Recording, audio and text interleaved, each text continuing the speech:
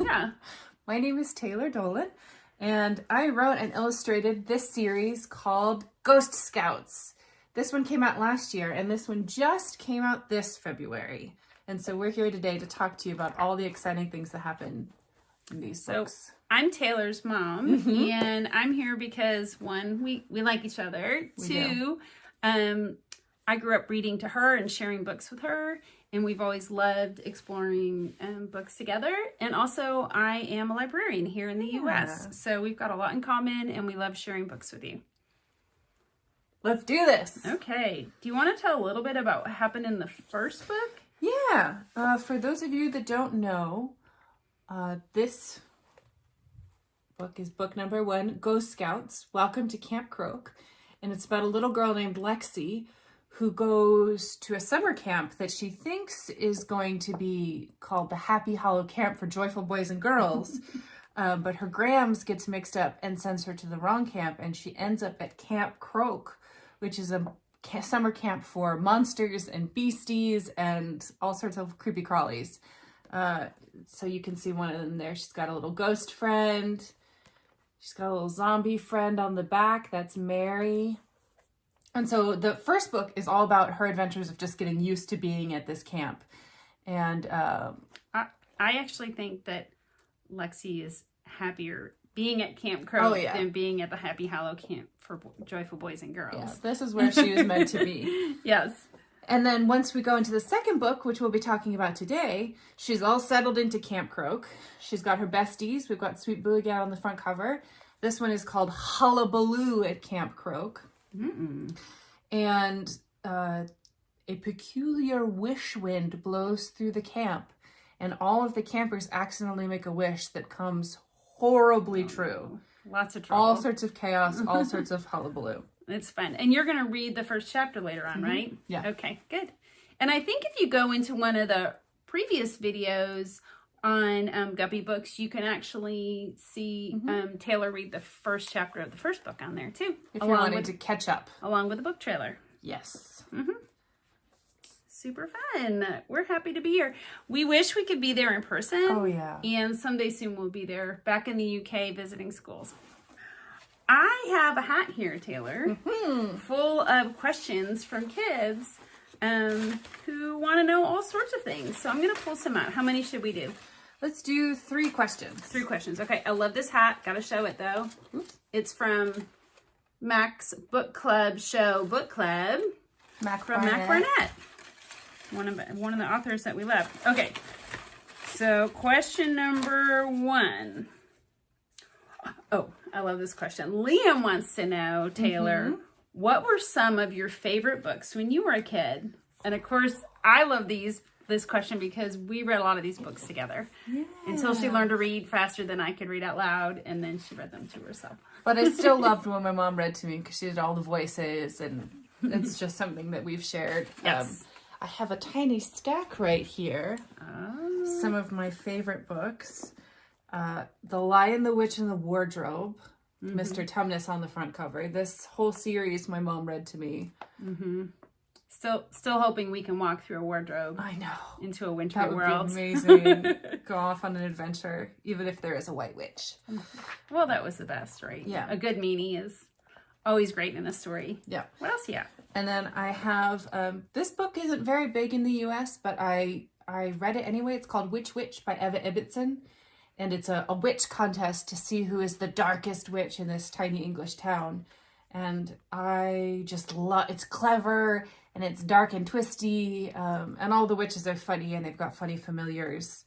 And I've read this book many, many times. And I hope one day that I get to illustrate every edition of it. I'm going to put that out into the universe. Big goals. And then this book is what is it? It's from UNICEF, but it's published by Dorling Kindersley. Dorling Kindersley. We get there in the end. And it's this awesome nonfiction book, which isn't really my thing. I don't read a lot of nonfiction, but this book is cool because it shows the lives of kids in different countries all around the world. And let's see, look. It shows what they eat and how they live, and where they go to school. Where they go to school. I've just always been fascinated in different cultures all around the world and the stories they have to tell. It's a pretty cool book. It's old now. It came out in the 90s, I think, but I bet you could still find a copy if you wanted to. They might have republished it. Yeah. So those are just a few of my favorites, but of course you can see we're in front of a bookshelf, so I could talk about books all day. Me too, because that's my job. Katie wants to know. Yeah. Do you have any pets at home? I do. Do you guys want to meet my pet? Okay, I'll show you. We'll cut in a splice here because he's downstairs. His name is Charles Wallace. Charles Wallace. That's a literary name. It is a literary name. Does anyone know what that's from? Mom, what is it from? It is from the book A Wrinkle in Time by Madeleine L'Engle. And I always say it's the little brother, Charles Wallace, who doesn't talk a lot but is super smart. And our dog is, he doesn't talk a lot, but he's super smart. Look who it is. It's Charles Wallace. Come here. Come here, baby. Show them your cute face.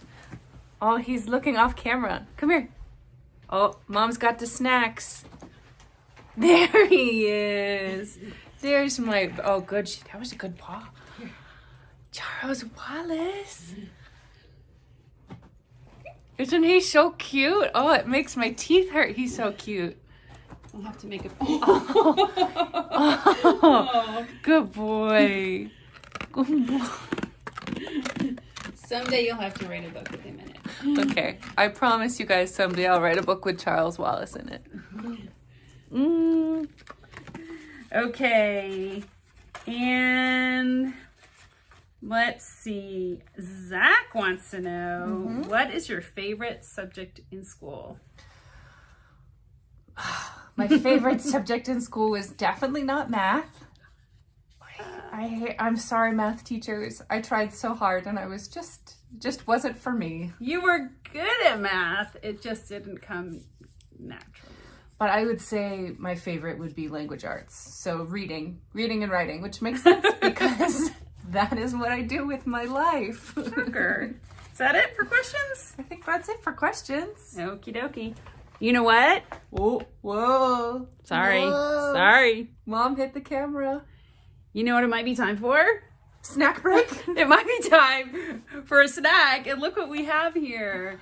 So you might not know about these in the UK, but these are very famous here in the US, and they're Girl Scout cookies. And they are sold once a year, and they support the Girl Scouts, and everybody loves these. These are called Thin Mints. These are the best ones. Chocolate mints. Yeah. So some people get them and they put them in their freezer so they can have them year round. Cheers. Cheers. So, Taylor, I know that a lot of your friends who met you last year know that you were a Girl Scout, but maybe take a minute and talk about how being a Girl Scout influenced the book you wrote. Okay. Hold on, let me finish this cookie. It was really good. Sorry if you don't have any cookies. Or biscuits. You should try them. Yes, biscuits are good. So I was lucky enough growing up that my mom was really excited about Girl Scouts in the U.S. And so she became the troop leader for my Girl Scout troop. And we went on a whole bunch of adventures together. We went camping. We built huge bonfires. We went canoeing and horseback riding. And so we're wearing these sashes. You can see the characters in the book wear sashes too. And they've got badges that we've collected. Oh, is mine on backwards again? No. It isn't. No, yes, it is. That's the right there way. it is. There it is. So some of these badges are just things that we thought were cute and funny. And then some of them are actually badges that I earned when I was a Girl Scout. Like this one was for horseback riding. This one's for canoeing. This one says Frequent Crier Club because I cry a lot. And then we got some new ones this summer, last year when we went on a trip. This one was, I went to school in Cambridge. So we added Cambridge on there. This is from the first one. This one just says anxious. And we do have one from Oxford because we spent a lot of time in Oxford last winter. Yes. And a nice one with the UK flag. And now we've got some more from Girl Scouts. And these are some of the silly ones. I love cats, Vegisaurus. Mom is a Vegisaurus, for I sure. like veggies. And this one is super cute. It says full of grace. So we've been collecting badges to match the little, so you can sort of see it here. They're wearing the same little black sash on their uniforms. So we like to dress up. So if you meet us in person, we'll have this sash on, and maybe we'll have some more patches. Look at this. We color coordinated. We matched the book. We did that with the first book too. We were wearing this like really cool yellow. Had a lot of fun with that. But you know, we got to mix it up for book 2. Make it red. So yeah, I was a Girl Scout, and that started a whole bunch of adventures, and kind of what inspired me to make a story about Ghost Scouts instead. What would Girl Scouts look like if all of the campers were a bunch of monsters? That's so much fun. We have some really good memories of that, and just lots of adventures. And the book is full of adventures and mischief. Jinx. Yep. Oh, you've got some cookie in your teeth. How's it looking? You're good. Let's go ahead and, do y'all want to read chapter 1? I do, when I read these books, I imagine them in a very southern accent. And when I say southern, I don't mean south of England. I mean southern like Texas. Because I grew up in Texas. So my voice right now is kind of an American accent. But when I'm reading the book, we go real southern. Okay, so this is chapter 1. Ghost Scouts. Hullabaloo at Camp Croak. By me, Taylor Dolan. Ooh, look at all those cool buggies. I think these little spider guys are my favorite. I hide them in a couple of chapters.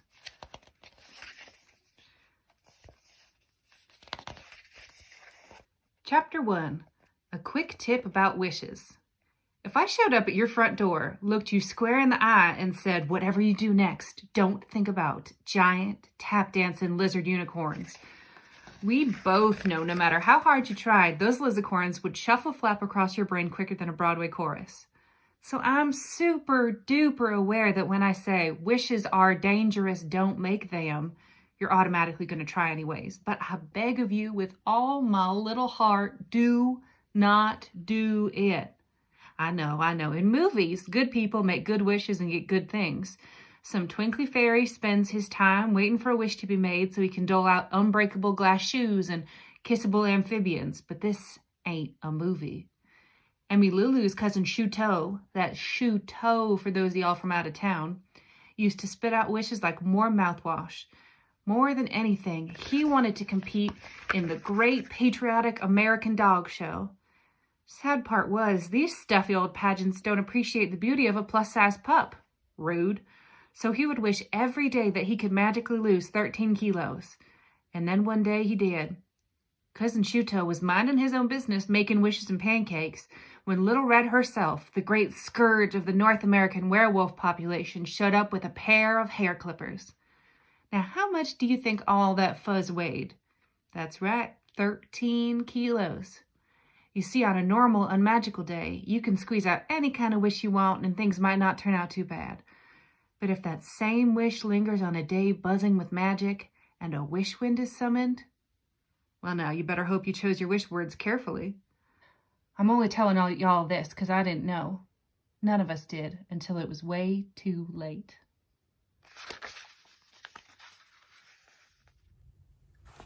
Oh, Taylor, thanks for reading. That was great. I really enjoyed hearing it with your voice because I know it sounds a little bit different when I read it in my head.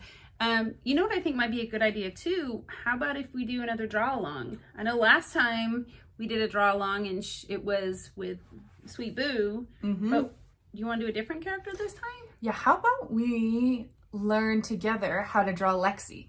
That's so fun. Which would be really fun. So, and some of you might know if you've read book 1 or listened to some of the videos before where the name Lexi came from. We might want to explain that before you do a drawing of her. So before I wrote either of these books, this little girl here with the flippy hair on the front cover, I named her Lemon. But then my publisher said, no, that's too strange. And so I named her after my baby sister, and I changed her name to Lexi. And it just fit perfectly because Lexi is this courageous, loud, fun, yeah, full of personality, brave person. And that's exactly who this Lexi is as well. So it makes perfect sense. Perfect. That she'd be Lexi. So join us while Taylor does a draw along. Okay, so everyone get your nice piece of paper and whatever you want to draw with. I'm drawing with a Crayola marker, but you can draw with whatever makes you happy. And the key to drawing Lexi is that she's got a big bobbly head. So you're going to draw a nice round circle smack dab in the top third of the page. And now I like to do her hair first. She's got short little bangs, so I kind of squiggle a line across the top and then go out to the sides. Little triangles. And we're going to color that in. She's awesome because she's got this hair that is no nonsense. Lots of pizzazz. It already kind of looks like her and we don't have any details in yet. Now she's got these beautiful almond-shaped eyes. A tiny little nose. And a smile. I give her eyebrows too. Doop, doop. And look at that, you've already got a face. Now, let's make her hair a little bit more chaotic because she's gone through some things. She's done some living. And her body is super simple. So she doesn't actually, if you look in the book, I don't ever draw a neck. She's got, I draw a straight line underneath, and this is going to be her body and her sleeves. Now, in her uniform, she's got a cool little collar, but you guys can design the uniforms differently if you want. There's no rules on drawing. I'm going to give her a nice little black vest. And let's see, her arms are going to be, they're kind of like noodles, like little macaroni. And we give her little fingers. Doop, doop. I make a lot of sound effects when I'm drawing. I do it to myself too. It just happens. We got to give her the middle of the skirt, the sides of the skirt. Now I'm going to add in all the stripes.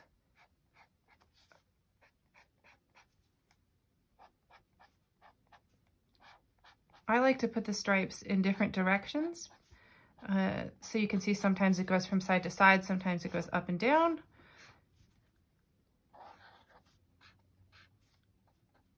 And we'll give her a little skeleton badge. And then all we got to do is draw some little leggies. And we got to put on some socks, some shoelaces, and just like that, you have Lexi Wild. Ta-da!